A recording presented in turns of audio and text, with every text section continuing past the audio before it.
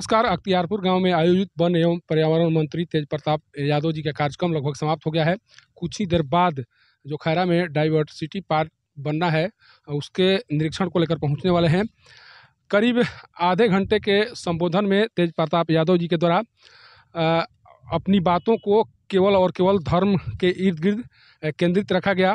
ये बताने का प्रयास किया गया कि धर्म से लोग किस तरह से दूर होते जा रहे हैं और धर्म से किस तरह से अपने समाज और संस्कार को आगे बढ़ाया जा सकता है। उनका साफ कहना था कि जिस तरह से अभी मोबाइल का युग है और लोग मोबाइल में अपने आप को खोते जा रहे हैं, उसे आने वाले समय में भारी संकट पैदा होगा और जो पारिवारिक संबंध है वो उसमें कहीं न कहीं कड़वाहट दिखाई पड़ेगी।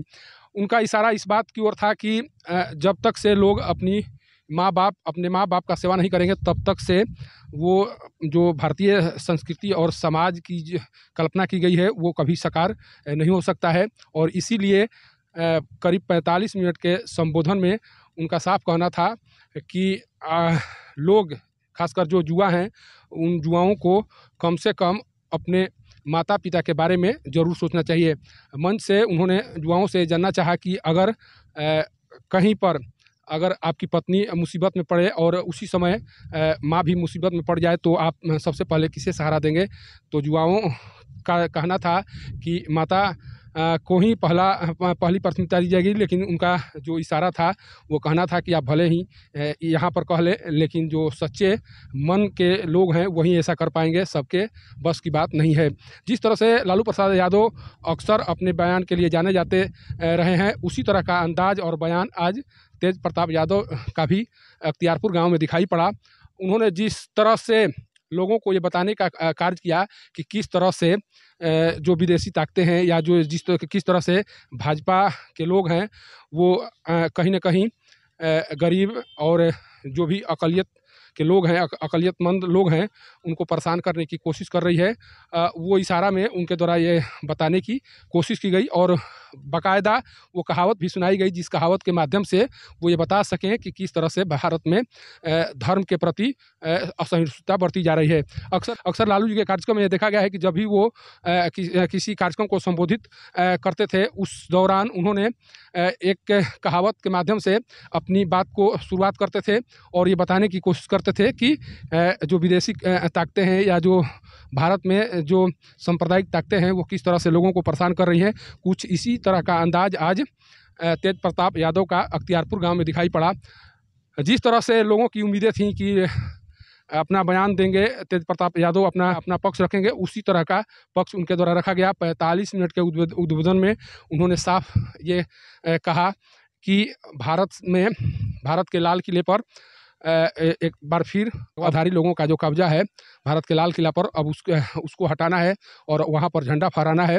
और मैं जो कहता हूँ उसे करके दिखाता हूँ, मेरी भविष्यवाणी सही होगी और 2024 में महागठबंधन की सरकार बनेगी। जिस अंदाज में उन्होंने अपनी बातों को रखा उससे साफ लग रहा है कि अख्तियारपुर गाँव में जिस बात को सुनने के लिए लोग यहाँ पहुँचे हुए थे वो कहीं न कहीं सुनाई पड़ी और लगातार उस बात को भी उन्होंने बताने का कार्य किया जिसके माध्यम से ये लगे कि भारत में किस तरह से विदेशी कंपनियों का पैठ होते जा रहा है। एक कहानी के माध्यम से उन्होंने उस बात का भी जिक्र किया जिसके तहत विदेशी कंपनी भारत के घरों तक पहुंच चुकी है और उसका खतरा किस तरह से है, ये सारी बातें उनके द्वारा बताया गया। कार्यक्रम के दौरान लगातार ठहाके लगाए जाते रहे और उनके द्वारा ये कोशिश लगातार की जाती रही कि जो भी लोग आए हुए हैं वो निराश न हो, उन्हें उनकी अंदाज पसंद आए और उसी अंदाज में उन्होंने अपना भाषण भी दिया।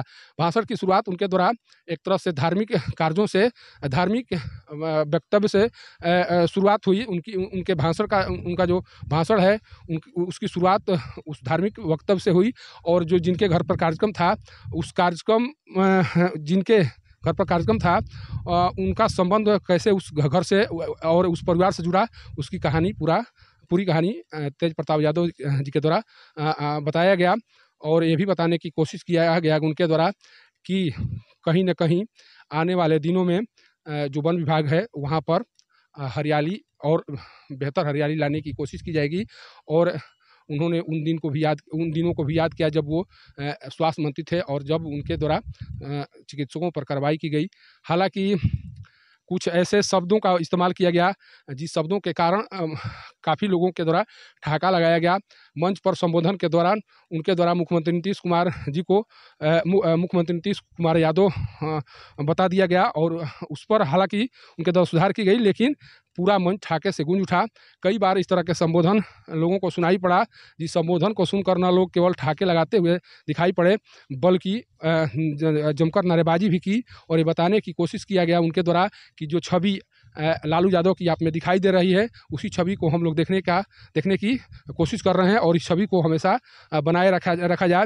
हालांकि जिस तरह से तेज प्रताप यादव जी के बारे में कहा जाता है कि वो एक तरह से शुद्ध देहाती अंदाज में अपनी बातों को रखते हैं, उसके पीछे का भी एक राजनीतिक कारण है और उस राजनीतिक कारणों को पहचानना होगा। कारण कि जो जनमानस है उसको इसी देहाती अंदाज में वो बांधने की कोशिश करते हैं और इसमें वो सफल भी होते हैं। आज अख्तियारपुर गांव में काफ़ी संख्या में लोग पहुंचे हुए थे और लोगों के द्वारा जमकर उनकी तारीफ़ की गई, तालियां बजाई गई। और यहाँ पर देखिए माननीय तेज प्रताप जी अब पहुंचने वाले हैं। ये खैरा गांव में बनने वाला डाइवर्सिटी पार्क है, जहाँ पर पौधा रखा हुआ है और इस पौधे का यहाँ पर पौधारोपण किया जाएगा। इसके बाद इस डाइवर्सिटी पार्क का एक तरह से आधारशिला रखी जाएगी। कहा जा रहा है कि इस पार्क में कई तरह के जो औषधीय पौधे हैं वो भी लगाए जाएंगे और इसे एक बेहतर बनाने की कोशिश की जाएगी। लेकिन जिस तरह से आज कार्यक्रम का आयोजन हुआ और जिस तरह से तेज प्रताप यादव जी के द्वारा अपना पक्ष रखा गया, उससे साफ लग रहा है कि तेज प्रताप यादव में लालू प्रसाद यादव की छवि साफ दिखाई पड़ती है और जिस बात को सुनने के लिए लोग पहुँचे हुए थे वो बात सुनाई पड़ी और लोगों के द्वारा जिस उम्मीद से इस कार्यक्रम में शिरकत किया गया, उस उम्मीदों को तेज प्रताप यादव के द्वारा एक तरह से निराश नहीं किया गया। अख्तियारपुर गांव से पब्लिक न्यूज़ के लिए सत्येंद्र चौबे की रिपोर्ट।